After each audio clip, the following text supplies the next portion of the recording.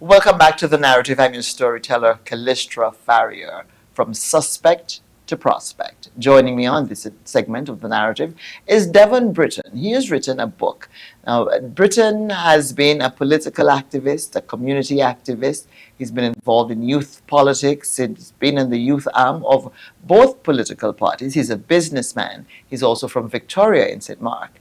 And he has written this book drawing on his life's experiences to provide some insight in this book, From Suspect to Prospect.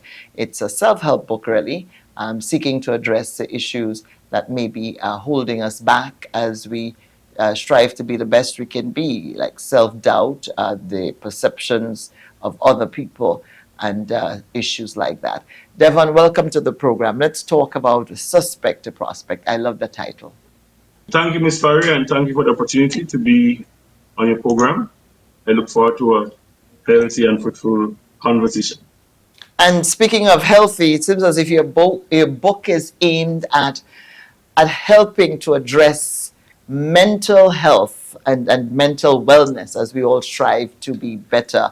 What's the book about? Well, basically, the book is a practical guide, and I want to, before I delve into what's the book, I just want to thank all the persons who supported me in the process of putting this book together. It's been about a year and months, 3-4 months in the making. And I really want to acknowledge my editor from Trinidad, Latoya, L and L. I also want to recognize my own family, and I also want to recognize one of my other persons in the Caribbean who would have given some assistance in editing and giving some support. I want to recognize Miss Tony and Paula from Jamaica, who has been there as well.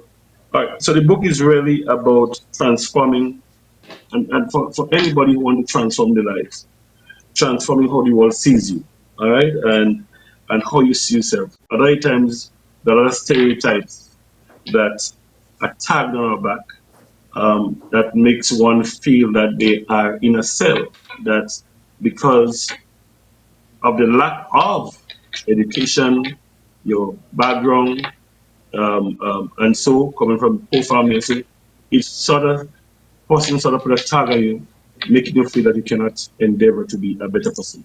And this book is about telling you and telling people, young people, older folks, not to that is not too late, that you could transform yourself.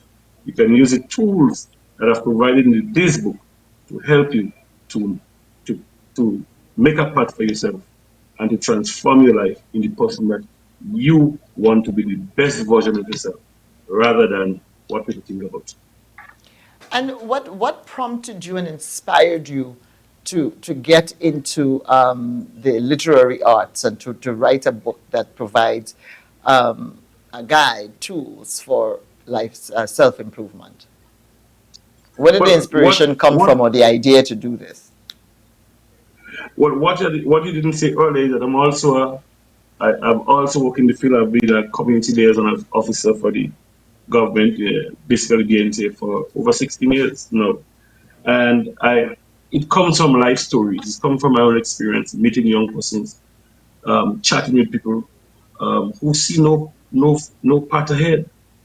There's no rainbow beyond the tunnel, and it fills you sometimes. Even my own experience, I'll tell you, I had a recent experience over the weekend, and an encounter over the weekend where I met a young guy, a lot of tattoos on his hand, on his forehead. They have this cross sign on the forehead, and we met in a play. We met, and in talking to him, he said, the police pick me up. They just see me and they pick me up. You know, um, even if he does nothing wrong, he spent 2 nights in this cell and you just let him go. His appearance, how he dressed, how they see him, But guess what? When you talk to this gentleman, he's employed. He is employed on a flower farm in St. David's, and he knows over 150 different plants by the name. And you know what he does? He introduces these plants to tourists who visit the farm. But you know what? His appearance, how people see him, how the police officers see him, speaks for him. Now, if you change that around, changing how he dress, changing how he look, you know them young boys now walk with the pants under the bottom, and they think it's cute, they think it's nice, you know. But if he change that and start to transform himself into somebody that has sees opportunities and could seize those opportunities and to change his life, then he'd move from being a suspect where people perceive you to being a prospect where doors can open for you.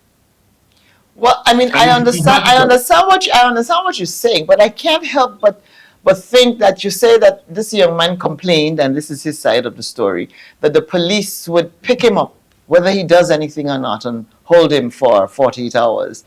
It sounds like some serious um, human rights, a serious human right violation, a serious violation of this guy's um, constitutional rights to liberty. It goes beyond just, and then in order for him not to be violated by the police, the people who Well, are very good at violating the citizens, but whose role is not that. well, In yeah, order to well, prevent himself from, what you're saying is, in order to prevent himself from being violated, he needs to change who he is. That doesn't sound fair. well, that could be a different topic. I just gave an example of how Mm. society sees you, how of how the our neighborhood sees society. you. But I Yeah, feel, yeah, yeah, and yeah. like I said, I understand what you're saying and the point that you're making there. But I'm thinking that I couldn't help but point out here, because a young Well, man deserves, whether he has a million tattoos, the only time the police needs to pick him up is when he's a person of interest or he has committed a crime. So, just saying. right. But Well, yeah. yeah, yeah, But I yeah. do, But but I not do to know, tell people. in a society like ours, though, Devon, do you find that that happens a lot? That people, the way you speak, or the way you might dress, or who your mother is, or who your father is, or whether you're taking the bus or driving a car, those things matter a lot. It doesn't matter how brilliant you are, how talented, how skillful, how hardworking. Sometimes the smallness of our society and the small mindedness of our society gets in the way of people's success. Do you Yeah, find? I think so, and I think so, and I could talk from personal experience. But and that is why persons have to have confidence in themselves. The book speaks about having a lot of confidence in the worst of times when your back is against the wall, to have confidence in yourself that you can be the best person you put yourself to be. Because there'll always be stumbling blocks. There'll always be persons there to tell you can't do it. I remember going to school and I was very playful in school, St. Mark's Secondary. My parents were poor. I couldn't afford a lot of things, you know. And I remember one day somebody said to me in my community, um, "Yeah, I ain't find you come read nothing in school," you know. And that played with me, and you know that encouraged me to actually persevere and ensure that I got some subjects. I didn't stop there. So you have to have confidence in yourself. You also had to prove that person wrong. That person, while trying to drag you down, actually lifted you up. They actually lift you up. So we have to be careful as young persons, as entrepreneurs, as professionals, you know, what we believe about ourselves. Things happen in life, and they call it life. Sometimes you have control over it, sometimes you take control of you, but it is up to you to bring yourself back on track. And Callistrate's book is about that. It's about my own personal experience. It's my own personal journey. Hearing from persons, hearing from professionals, hearing from persons who had the talent and wasn't given the opportunity because the society looked down on them, making them believe that they cannot make it. You know, it speaks about those who need the encouragement and don't get it. And so some persons may not be as strong as myself and you. you know. But once you get and delve into the book, it will give you some practical guidelines how you could change your life, how society sees you, and how you could be the best person at the end. And you as an individual, you as an entrepreneur, you as a student, you as a farmer, you as a fisherman, a fisher folk could do it. And this book is a practical book for everyone. And so it's about survival against all odds. Um, Survival against all odds. and only Victorians like us could probably understand and tell that story, huh? You know, and you talk a lot about your personal experience, Devon, and of course, I have known you since you were a baby, and so I know your stories, and Yeah, you actually lived very close to me at one point in time. that's it. We shared a border.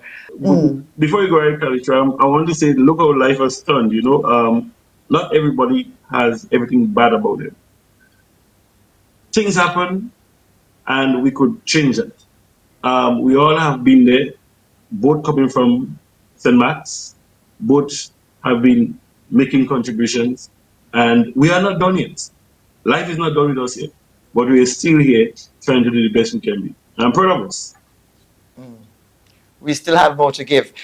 And let's take a look at suspect to prospect, and I think I get why you named the book that. Although the example you gave of the gentleman who, from being a perpetual police suspect, could become a prospect if he would just do those cosmetic changes that pulls the police to him like a magnet. But you named the book before you had that encounter with him, so it means that Right, that it's not that singular encounter that has come about. right, right. So I want you to explain to me just how when you were deciding, how do I name this book, what do I name this book, what was running through your mind, and how did you decide on this, or did your editors decide for you? I listen to a lot of motivational, inspirational talks. Um, and I listen to a lot of people, and you could relate to what they're saying based on what you've listened to. And you realize that sometimes it's not just listening to somebody else's experience on a talk show, but actually happens here in Grenada, reality. And you hear people tell me, boy, I go to an interview. Carl is sure that you go to an interview and the persons who are interviewing you in 10 seconds would have summed up in their mind what they think you are by the way you appear. You don't even have to open your mouth. By your dress, how you look, they already formed something about you in their mind. And so we in Grenada and in the Caribbean, we take those things very casual. That we could turn up to an interview, or we could turn up to work dressed in all kind of way, look like we're going to a party. I give an example of a young lady who went to an interview with them girls call it naval breaker, and then when you come from the interview room, you're saying, well, I have all the subjects. I went to university, I went to college, and this person there who was sitting there had less subject than me, got the job and I didn't get Got the it. job. That's because that person knew how to dress for an interview and you didn't. That person knew how to dress, even though they didn't have the qualifications that this particular person had at the time.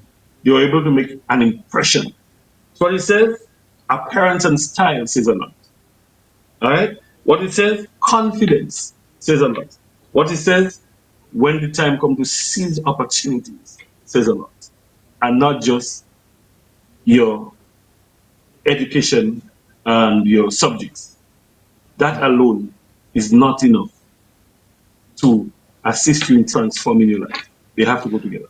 What are some of the tools that are outlined in Suspect to Prospect? So many tools, and I just mentioned it, your confidence, your appearance, and how you're able to relate to people. How are you able to relate? Be relatable. Your communication skills. That is a lot. And those are the things while they sound simple, but they are very important. And as you chose to write a book to put this information, there must have been some profound experience in your life that made you say, you know what, I need to share the sum of my life experiences, and for you it was trial and error. No, you're providing a blueprint for others Right, who may read right. Suspect to Prospect. Is that what was this a way of just dealing and working through your issues, or is it also a means of helping people? What's the purpose of what was the It's purpose a when you means of decided to helping put based your on, thoughts on paper? yeah, it's a means of helping based on my journey. And we still continue to make mistakes. We still continue to make errors. We look back and we say, but if I had known, and so, but it says still that we are human, you know, but this book came from my own personal journey. My own personal journey. I worked before God, I worked in several private institutions, and I remember in one institution in the south of the island, um, I was singled out for a top position, and I was asked to understudy the person living, and the person took me wrong, and they said to me, Britton, come here, you will see. And while I spent less years at that institution, at that employment thing, I was able to move up very fast. And some persons, they didn't like it. Who is this guy? He just come, spend 4 years here, and then I was never given the position because some people thought that while I had the ability to do the work and I proved I could have done the work, the fact that he's not as bright as I am and he just come, that we should not give him the position. And I understand very well what is happening. And I decided that I had to move on because at that point you reach here, you ever walked at a place and you feel like you already made the ceiling, you can go no further. You've gone as far as You don't have that to as you can. environment and that space allows you to rise, And and that then space. And you're it just still basically happened. banging your head after that. Yes. It's just banging it. It was not anymore for a salary a check, because I believe in this that I could have done much better than that. And I had to depart and find other employment opportunities. So I'm just saying that this book really came from my own experience, and then seeing how young people at times are making excuses why they cannot do this. I can't do this because of him. I can't do this because of her. I can't do this because of my past boss or he thinks about me. You need to put that behind. You need to put that behind and say to yourself that I'm in control of me. I'm in control of my life. My mistakes, my errors, I have the right. I have the opportunity to shape myself into the person I want to be. Doesn't mean to say that you'll be going forward, as I said earlier, not making an error.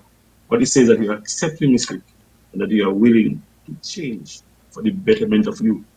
And then society will see your value, and those now will start to open where there are opportunities that you could take on advantage of. So it's Does really. Go does ahead. Suspect Prospect explore the theme of forgiveness, and does it provide tools and guidelines to show people a path to forgiveness? Because forgiving yourself, I mean, if people think forgiveness, I've got to forgive the other guy, but sometimes forgiving yourself is what is required. Does it explore that theme? Well, you just give me an idea now. So my next sequel to this is based on how we forgive ourselves and how we forgive other persons in helping us build our own brand and own self. In that way, you open yourself to move on, If you have hate and grief in your heart, you never move on. As important it is your self development. Because all of the energy that you need to move on is you're using it and burning all of this energy, hating, and there's no fuel. Yeah, There's no yeah, fuel to yeah, move on and to take care of yeah. yourself and to take care of your business. You do not forget, but you let it go. You do I was because in Karaku. forgetting is dangerous too. I was in Karaku recently, and I was talking to two young ladies about the book. And they said, well, tell me how I should read it. And after I explained to them, and I said, the book gives you confidence in yourself. So you're a young lady, you depend on somebody else to make you happy. So today you have a little boyfriend, today he tell you, I love you, you feel loved. Tomorrow today he ain't love you, you ain't like yourself. You need to have that confidence and that faith in yourself that doesn't matter who come or who goes in your life, that you feel the way you appreciate yourself. You continue to appreciate and recognize that you're here for a reason and that you're going to pursue whether anybody leave you, stays with you, part-time lovers, you call it, they come in and out of your life, you have to be steady, And so when I finished speaking to them, they were happy. I give them the link for my book, and I hope that they would That they would read it because go ahead. the only constant is you really. People come, people go. The only constant is you, It's you, you, you, it's you, you, you. it's you. And And, whether or and, not and, you and I want just it want to to say be something. stagnant is the next issue. Right. And I just want to say something, Kalish, when you brought it up earlier, I did really honor it. We come from a society in St. Mark's where everybody feel that you have to come from a rich family to make it. And I've had experience where I studied business in St. Mark's, I studied, and from a very young age, I knew I want to do something that would make a difference. So I don't know if you remember when you roundabout in Victoria, a lady shop. I started a Mm-hmm. business there. Right? Then we move on to managing the bakery in Victoria at the time. And I saw that every time somebody said to me, remember where you came from, I remember seeing you running over the river with bare feet. It gives me the encouragement, not just to prove them wrong, but to prove myself that I do not have to be what they perceive me to be. And to move on to be the best that I can be for myself and my children. I have two girls. Congratulations, two Yeah. daughters. Despite some of the wrong choices that I have made, and it happens that I am still convinced that I have a lot more to do. And if I could share those experiences, and if I could share those that I've shared in the book with persons to make themselves different, or the life different, or to build themselves, whether they want to move from one character, then I think that God has placed me for a reason. Well, I want to thank you so much for joining me on the narrative to talk about your book, Suspect to Prospect, and we wish you all the best. And we look forward to your second book, the idea for which you got here on the narrative. Lovely. This is the narrative. I'm your storyteller, Callistra Farrier. That was Devon Britton. He's the author of the book, From Suspect to Prospect. It's a self-development, self-help, motivational work that he has put together based on his own personal experiences growing up in poverty in Victoria, St. Mark, on the rural west coast of Grenada, and facing many challenges in life as he struggled to make it. Devon says he's proud of himself, and he should be, both for the book and for the fact that he can be considered a survivor. More when we come back.